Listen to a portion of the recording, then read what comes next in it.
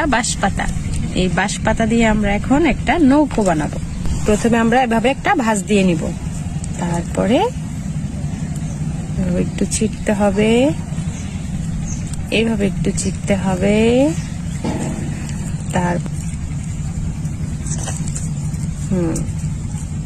হ্যাঁ, তারপরে হচ্ছে এইটাকে আবার এইভাবে পাশ থেকে ভাঁজ দিয়ে এইভাবে আবার দুই পাশ থেকে ছিটতে হবে। তারপরে আবার এইটাকে এটার ভিতরে ঢুকিয়ে ফাইনাল নৌকো, আমাদের ফাইনাল বাঁশপাতার নৌকো। এখন এটাকে ভাসাবো, ভাসছে।